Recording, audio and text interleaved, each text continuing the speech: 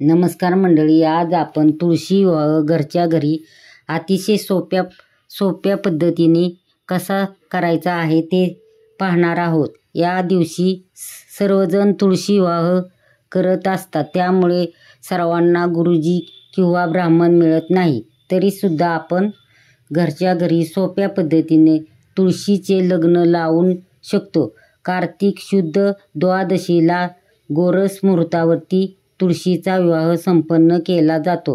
परंतु या दिवशी तुम्हाला विवाह करायला जमत नसेल तर तुम्ही कार्तिक शुद्ध द्वादशीपासून कार्तिक पौर्णिमेपर्यंत कधीही तुम्ही तुळशीचे लग्न जे आहे ते लावू शकता. तुळशीचा विवाह करू शकता. तुळशीला घरातले ज्येष्ठ कन्या समजून या दिवशी तुळशीचं लग्न भगवान श्रीकृष्ण किंवा शालिग्राम किंवा उसासोबत लावलं जातं. या दिवशी तुळशीला छान सजवलं जातं. तुळशीच्या समोर रांगोळी काढली जाते. देवाची आरास केली जाते. तुळशीभोवती मंडप घातला जातो. आपल्याकडे परंपरानुसार एकदा तुळशीचा विवाह संपन्न झाला तरी विवाहाचे मुहूर्त तिथे निघायला पण सुरुवात होत असते. यावर्षी तुळशीचा विवाह हा रविवार 2 नोव्हेंबर 2025 पासून 5 नोव्हेंबर 2025 म्हणजे बुधवारपर्यंत पौर्णिमेपर्यंत तुम्ही करू शकता. पहिल्या दिवशी तुम्हाला जर 2 नोव्हेंबरला नाही शक्य झाले तर तुम्ही कार्तिक पौर्णिमेपर्यंत हे जे विवाह आहेत ते करू शकता. असे विवाह केल्याने कन्यादानाचे पुण्य प्राप्त होते अशी मान्यता आहे. तसेच तुळशी विवाह केल्याने भगवान विष्णू आणि लक्ष्मी देखील प्रसन्न होते. आपल्या वैवाहिक जीवनातील अडचणी दूर होतात. सर्वात आधी आपण पूजेला सुरुवात करूया. याची सुरुवात आपण आचमनाने करणार आहोत. 3 वेळा आपण पळीभर पाणी हातात घ्यायचे आहे आणि ते प्यायचे आहे. शरीराच्या आणि मनाच्या शुद्धीसाठी आचमन करणं गरजेचं आहे. चौथ्यांदा पाणी हे आपण ताम्हणामध्ये ओतायचं आहे. अशा प्रकारे आपण आचमन करून घ्यायचे आहे. ओल्या कापडाने स्वच्छ करून घ्यायची आहे. तुळशीचे आसनाची जागा आपण स्वच्छ करून घ्यायची आहे. गावाकडे घरासमोर तुळशी वृंदावन असते, त्या ठिकाणी शेणाने सारवून देखील घेतात. छानशी रांगोळी काढली जाते व दिव्याचे आसन केले जाते. तुळशीच्या वृंदावनाला रंग दिला जातो. त्यावरती स्वस्तिकचे चिन्ह काढले जाते. तर या ठिकाणी मी अशी तुळस घेतली आहे. या दिवशी आपण तुळशीला छान सजवून घ्यायचे आहे. तुळशी सजवून रंगवून आपल्याला समोर शुभविवाह किंवा तुळशी विवाह किंवा राधाकृष्ण असे लिहायचे आहे. अग्नीच्या साक्षीने आपण पूजेला सुरुवात करणार आहोत. सर्वात आधी अक्षदाचे आसन आपण दिव्याला देणार आहोत किंवा समईला. मी समई घेतलेली आहे. दिवा प्रज्वलित करून घ्यायचा आहे. म्हणजे की मी समई घेतलेली आहे. तिला हळदी कुंकू वाहून, अक्षदा वाहून, फूल वाहून आपण समई प्रज्वलित करून घेणार आहोत. दिव्याची पूजा करून घ्यायची आहे. शुभम करोती कल्याणम आरोग्य धनसंपदा त्रिबुद्धी विनाशक दीपक ज्योती नमस्तुते या मंत्राचा जप आपल्याला करायचा आहे. यानंतर आपण कलशाची स्थापना करणार आहोत. कलशाची स्थापना करण्याआधी आपण त्यांना अक्षदाचे आसन देणार आहोत. त्यावरती हळदी कुंकू वाहून घ्यायचे आहे. त्यावरती ती कलश ठेवून घ्यायचा आहे. त्यामध्ये पाणी टाकून घ्यायचे आहे. त्यामध्ये आपण हळदी कुंकू वाहून घ्यायचे आहे. मी कलशामध्ये आधीच 1 रुपयाचे नाणे व सुपारी टाकलेली आहे. त्यानंतर आपण विड्याचे पाने ठेवणार आहोत व त्यावर ते नारळ ठेवणार आहोत. त्यानंतर आपल्याला कलशाची पूजा करून घ्यायची आहे.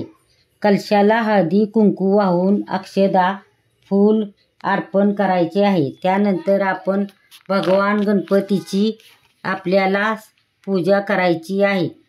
कोणतेही कार्य आपण किंवा कोणतीही पूजा करत असत सर्वात आधी आपण गणपती बाप्पाची पूजा करणे हे सर्वात महत्त्वाचे आहे. मग आपण गणपती बाप्पाची पूजा करूया. तर मी तामण घेतलेले आहे. त्यामध्ये गणपती बाप्पा स्वरूप मी सुपारी घेतलेली आहे. तुमच्याकडे गणपती बाप्पाची मूर्ती असेल तर ते तुम्ही करून घ्यायचे आहे.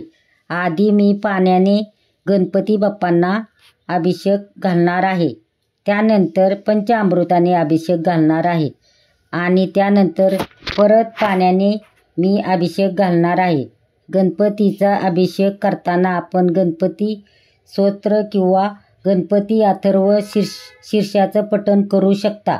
यानंतर आपण जोडविड्याचे पानाचं आसन देणार आहे.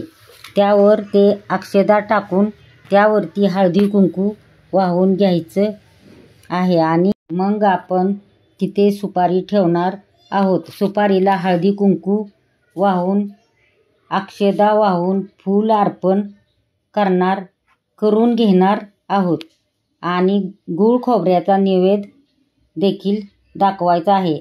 अशा प्रकारे आपण गणपती बाप्पाची पूजा करून घेतलेली आहे. यानंतर आपण पूजेला सुरुवात करूया. त्यानंतर आपण सुरुवातीला बाळकृष्णांच्या मूर्तीला अभिषेक घालणार आहोत व पूजाही करून घेणार आहोत. आपण बाळकृष्णाचा अभिषेक घालताना तामणामध्ये फुलाचा आसन देणार आहोत. त्यावर ते बाळकृष्णाची मूर्ती ठेवणार आहोत. आधी मी पाण्याने अभिषेक घालणार आहे. त्यानंतर परत पंचामृताने अभिषेक करणार आहोत. परत पाण्याने करणार आहोत. अशा प्रकारे आपण बाळकृष्णाच्या मूर्तीचा अभिषेक केला आहे.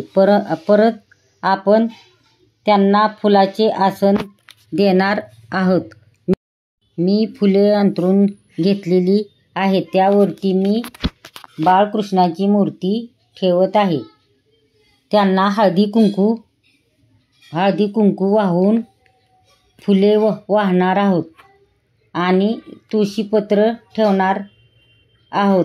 आपण तुळशी मातेला देखील छान सजवून घेतलेले आहे. बाशिंग बांधून घेतलेले आहे. यानंतर आपण बाशिंग बांधून घेणार आहोत. माझं बाशिंग मोठं आहे त्यामुळे आपण कृष्णाच्या पाठीमागं ठेवलं आहे. त्यानंतर तुळशी मातेच्या कुंडीमध्ये पाण्याने अभिषेक करून घ्यायचा. परंतु पंचामृताने आणि अभिषेक करून घ्यायचा व परत पाण्याने अभिषेक करून घ्यायचा आणि त्यानंतर तुळशी मातेला हळदी कुंकू वाहून घ्यायचं आहे. अक्षता वाहून घ्यायच्या आहेत. फूल अर्पण करून घ्यायचं आहे. आता आपण तुळशीला बाशिंग बांधून घ्यायचं आहे. एक पांढरे शुभ्र वस्त्र त्याच्या मधोमध आपल्याला स्वस्तिक हे चिन्ह काढून घ्यायचं आहे, ज्याला आपण आंतरपाठ असं म्हटलं जातं. तर हे वस्त्र आपण वधू आणि वराच्या मध्ये धरायचं आहे. त्यानंतर आपण मंगलाष्टका जी आहे ती म्हणायची आहे. मी मंगलाष्टका खाली कमेंट बॉक्समध्ये टाकली आहे, ती तुम्ही बोला.